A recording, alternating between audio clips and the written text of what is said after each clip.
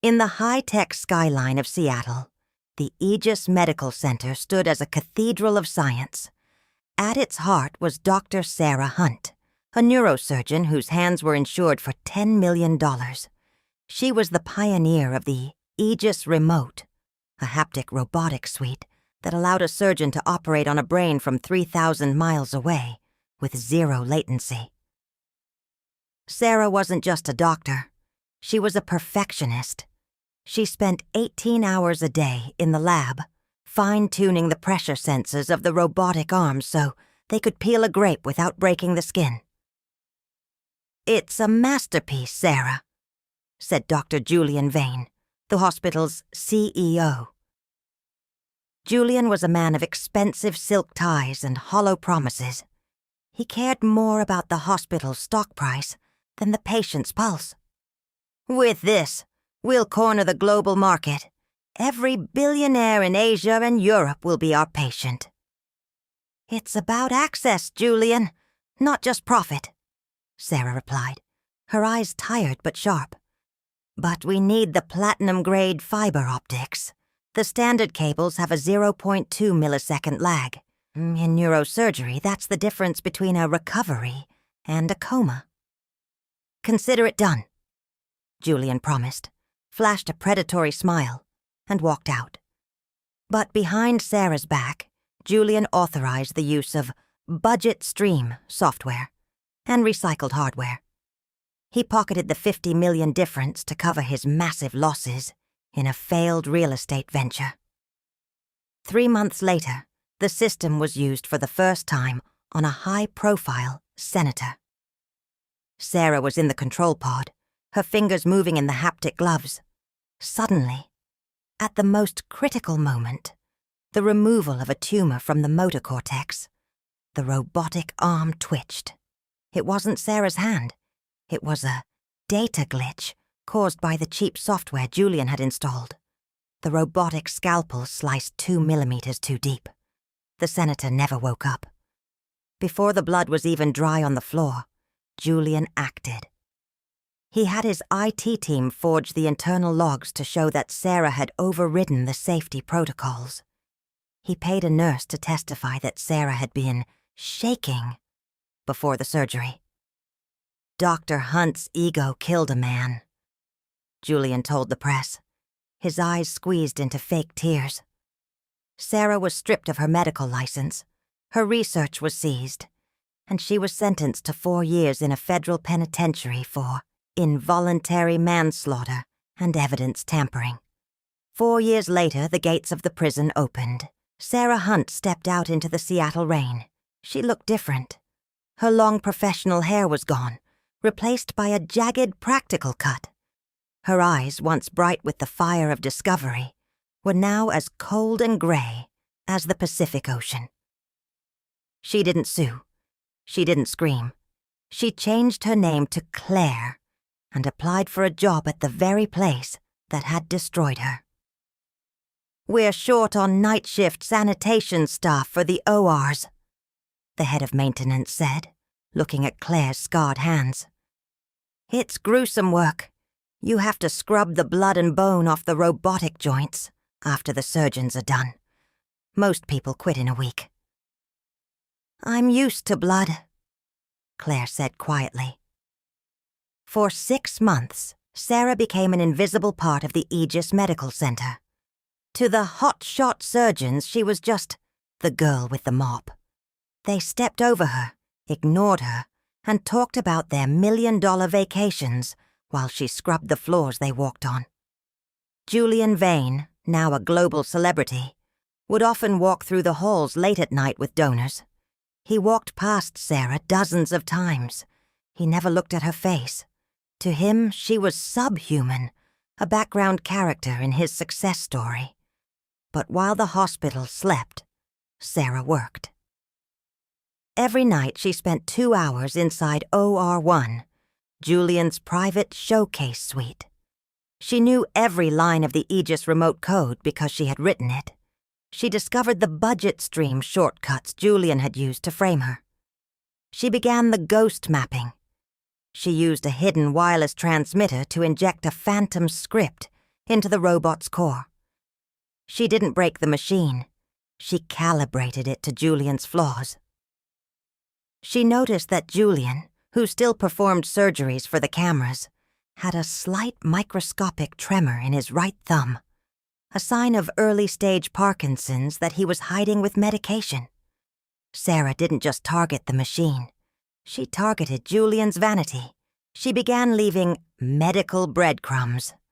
One night, she swapped Julian's private surgical journals with a copy of her own old research, but with the errors highlighted in red ink.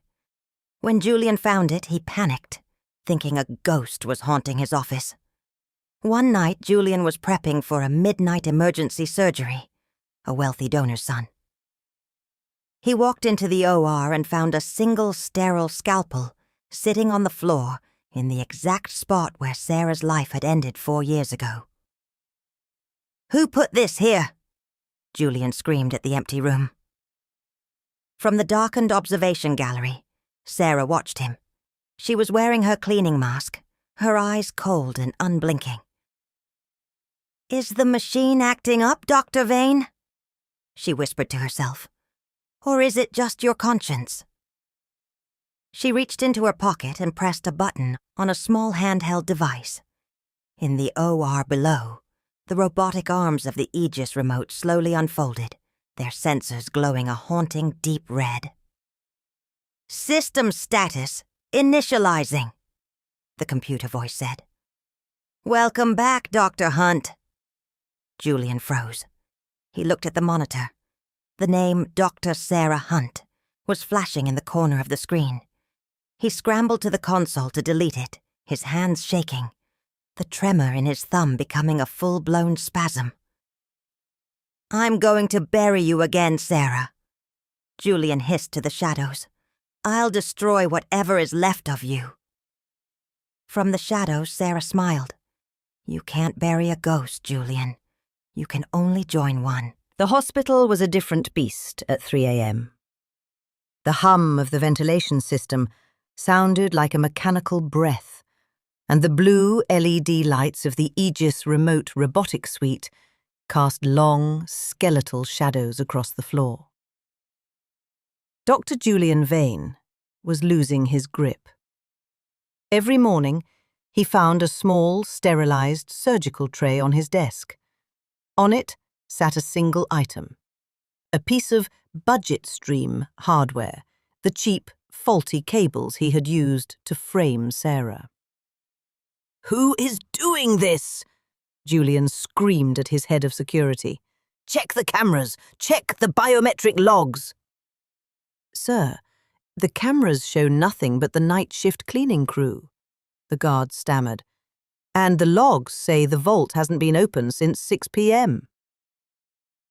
Julian retreated to his office, his right thumb twitching uncontrollably. He popped 2 pills, beta blockers, to hide his worsening tremor. He had the legacy gala in 48 hours.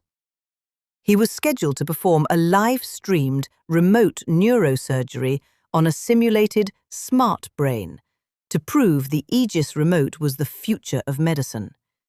He couldn't afford to look weak. In the OR1 scrub room, Sarah, Claire, was washing the floors. She watched Julian through the reinforced glass. He looked frantic, his expensive suit wrinkled, his eyes darting around the room. Sarah moved her mop with rhythmic precision. She wasn't just cleaning, she was acoustic mapping. She knew that the robotic arms responded to high-frequency vibrations. By humming a specific note while she worked near the sensors, she was teaching the AI to recognize a new master. Suddenly, Julian burst out of his office and grabbed her by the shoulder. "You!" he hissed. "The girl with the mop! Have you seen anyone lurking in the private suites? Anyone who doesn't belong?" Sarah kept her head down, her voice a flat, monotone rasp. "No, Dr. Vane.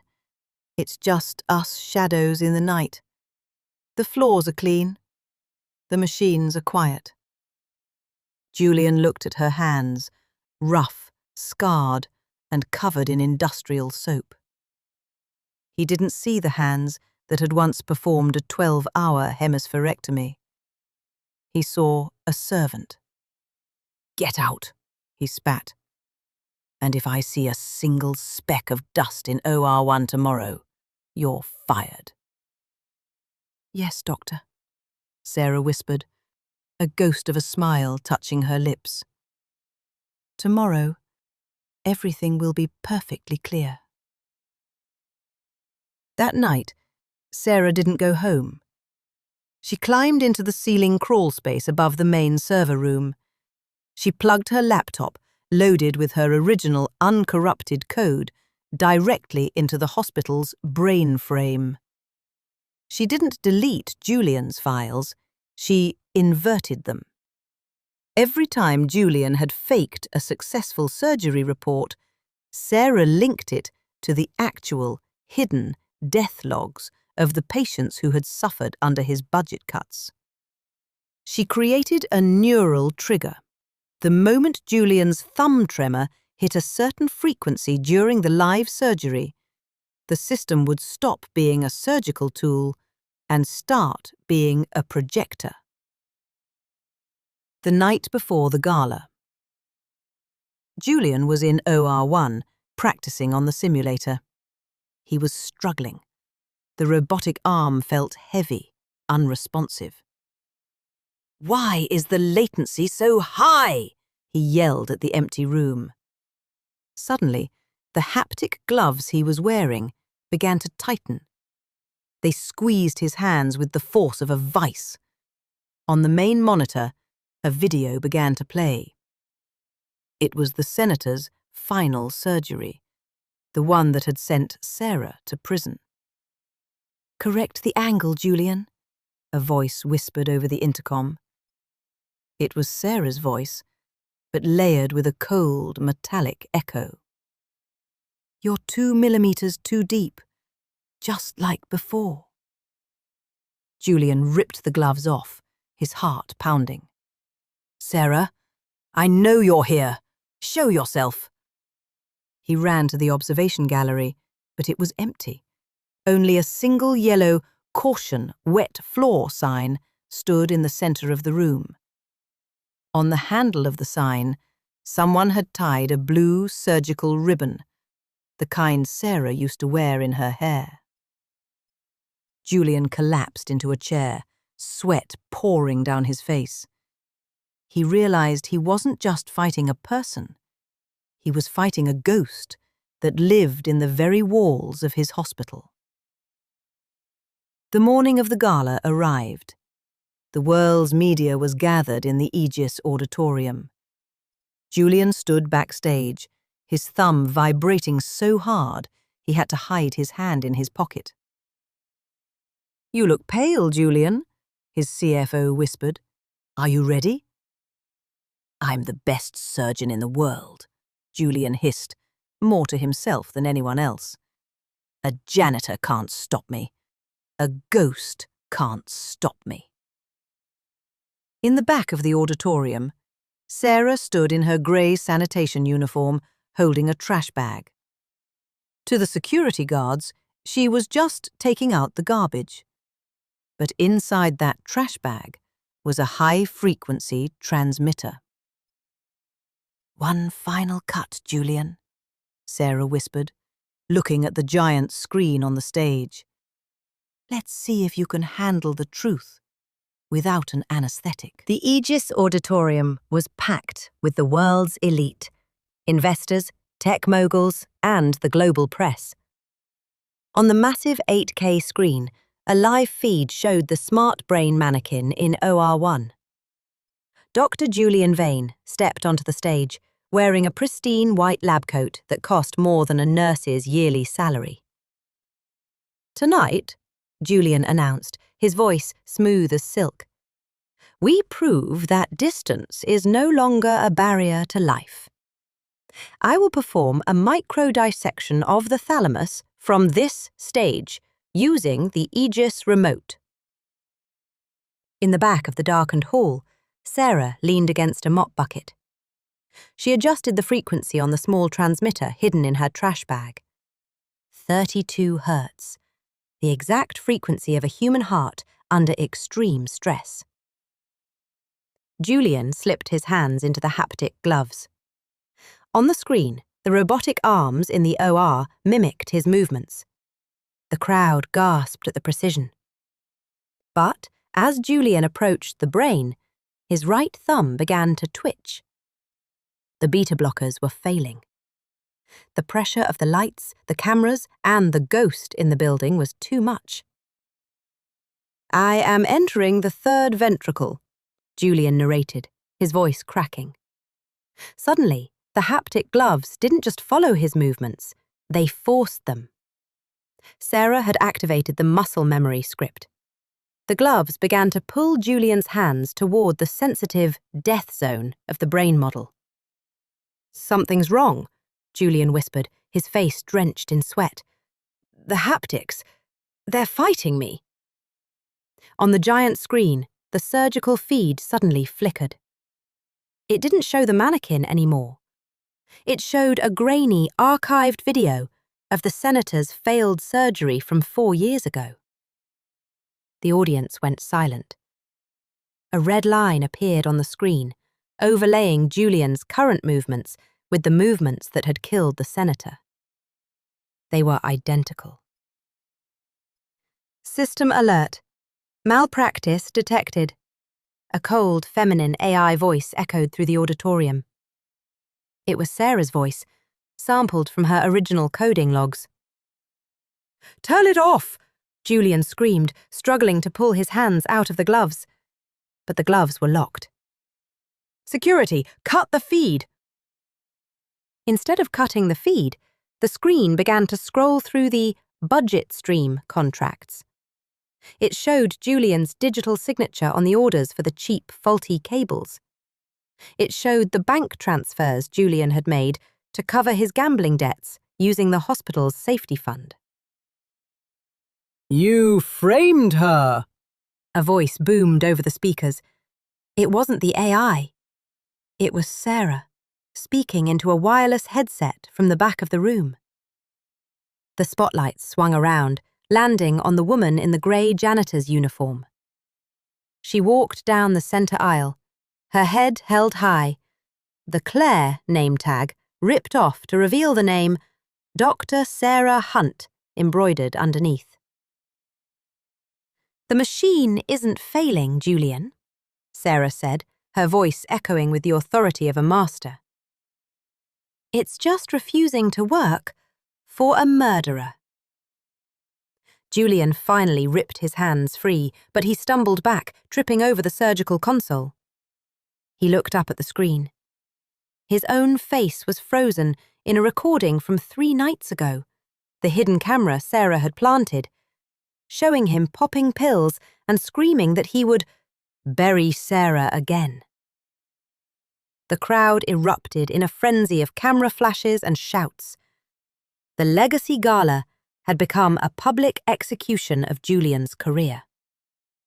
The FBI was at the doors within minutes. Julian Vane was led out in handcuffs, his expensive white coat stained with the sweat of his own fear. Sarah didn't stay for the applause.